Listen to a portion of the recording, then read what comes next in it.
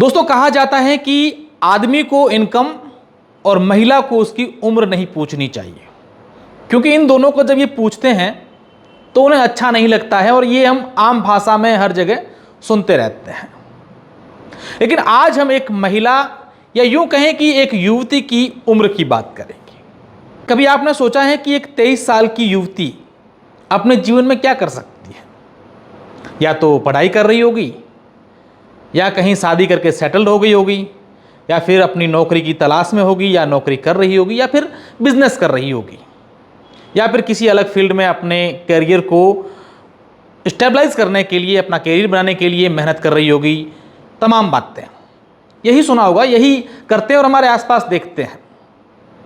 लेकिन अगर मैं आपको ये कह दूं कि एक युवती ने 23 साल की उम्र में शादी कर ली, तो आप कहेंगे भैया सामान्य बात है, 23 साल की उम्र में हर कोई शादी करते हैं। अधिकतर हम देखते हैं कि शादियां जो हैं लड़कियों की वो इस उम्र में हो जाती हैं, 20 से 25 साल की उम्र के बीच में, और कई कई शादियां हम लोग देखते हैं 25 के बाद भी करते हैं। लेकिन जनाब, मैं इस युवती की एक शादी की बात नहीं कर रहा हूं।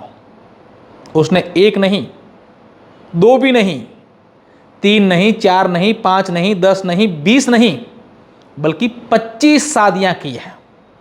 रह गए ना दंग। ये तो पुलिस ने सिर्फ आंकड़ा बताया, उसने पूछताछ में बताया कि मैंने 25 शादियां की हैं। ये आंकड़ा 25 का बढ़ भी सकता है। आप ठीक सुन रहे हैं, 23 साल की उम्र में एक युवती ने 25 शादियां कर ली और साथ ही साथ उसके 2 बच्चे भी हैं, उसका पति भी है। अब इसमें और रोचक इस कहानी में यह पॉइंट लाता है कि जब वो शादी करती थी, वो युवती जिसका नाम बता दूं मैं, अनुराधा जब शादी करती थी तब उसकी शादी की डील जो है वो उसका पति करता था, और करता था भाई बनकर कि भी मैं इसका भाई हूं, ये मेरी बहन है और इसकी शादी करनी है। आमतौर पर हम लोग देखते हैं कि हिंदू रीति रिवाज में जब विवाह होता है तब शादी का मंडप जो होता है, फेरे लेते हैं, तब जो पंडित जी होते हैं वो बुलाते हैं, दुल्हन के भाई को बुलाते हैं और दूल्हे के भाई को भी बुलाते हैं। तो उस समय जब दुल्हन के भाई को बुलाया जाता है चंवरी में कुछ रीति रिवाज करने के लिए, तब उस अनुराधा का पति भाई बनकर के आता था और रीति रिवाज अपनाता था। यह कहानी जब सामने आई, जब एक युवक ने पुलिस थाने में जाकर के शिकायत दर्ज करवाई कि साहब, मुझे एक दलाल मिला था और उसने मुझे कहा कि आप कुंवारे हो और मैं आपकी शादी करवा दूंगा, पर पैसे लगेंगे आपके। तो मुझे भी था कि भैया पैसे लगे तो लगे, लेकिन शादी तो कर लूं, क्योंकि शादी के लड्डू ऐसे होते हैं जो खाए वो भी पछताएं और जो नहीं खाएं वो भी पछताएं। लेकिन इन भाई साहब के ये शादी के लड्डू इतने भारी पड़ गए कि आखिर उनको पुलिस के पास जाना पड़ा। मुकदमा दर्ज किया, पुलिस उसको ढूंढने की तलाश कर रही थी, लेकिन वो पुलिस के हाथ नहीं लग रही थी।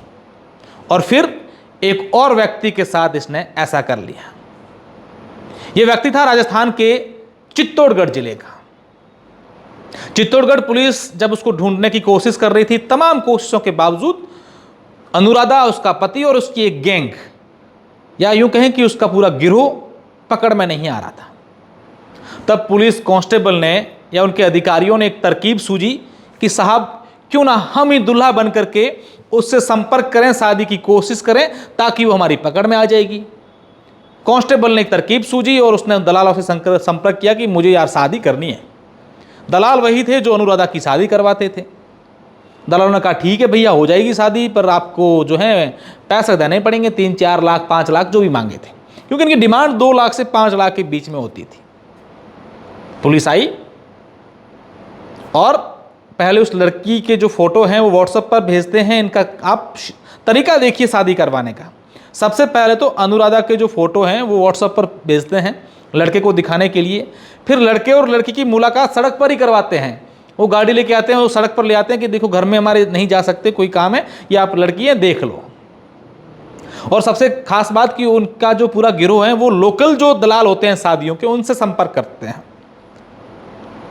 और जो दलाल हैं शादी के बदले में 5 लाख 2 लाख 3 लाख रुपए लेते हैं, और अनुराधा को इसके लिए 50,000 रुपये मिलते हैं। 50,000 तो अनुराधा की टोकन मनी होती है। अब अनुराधा का कमाई का जरिया देखिए, जिस घर में जाती हैं शादी करके दुल्हन बन के 1-2 दिन 3 दिन वहाँ रहती हैं, पति को बोलती है मुझे एक नया मोबाइल चाहिए, मुझे मोबाइल दिलाओ, पति मोबाइल दिला देता है, क्योंकि नई नई दुल्हन है तो मोबाइल तो उसे चाहिए ही होता है। फिर मौका पाकर या तो किसी बीमारी का बहाना करती है कि मुझे तबीयत ठीक नहीं है, मुझे अस्पताल जाना है चेक करवाने के लिए, या फिर मुझे मार्केट शॉपिंग करने जाना है, या फिर कहती है कि मेरे परिवार में मायके में किसी की शादी है या किसी की डेथ हो गई है तो मुझे वहाँ अर्जेंट जाना पड़ेगा। इन तमाम बहानों को लेकर के, क्योंकि वो गहने पहने भी होते हैं, उसके पास मोबाइल फ़ोन हो जाता है और पैसे हो जाते हैं, लगता है कि यार इन तमाम बहाने नहीं चल रहे हैं, तो वो रात के अंधेरे में या किसी प्रकार का मौका पा करके रुपए, नकदी, गहने, मोबाइल फ़ोन ये लेकर के भाग जाती है। और अब तक इसने जितनी भी शादियां की हैं उन सब में ये किया। उसका पाला राजस्थान, मध्य प्रदेश, बिहार और उत्तर प्रदेश, इन 4 राज्यों में उनका पूरा का पूरा जो है वो नेटवर्क था, और इन 4 राज्यों में अलग अलग जगह पर अलग अलग जाके शादी करती थी। लेकिन एक बार इस अनुराधा का पाला हमारे मारवाड़ के नागौर जिले में पड़ गया।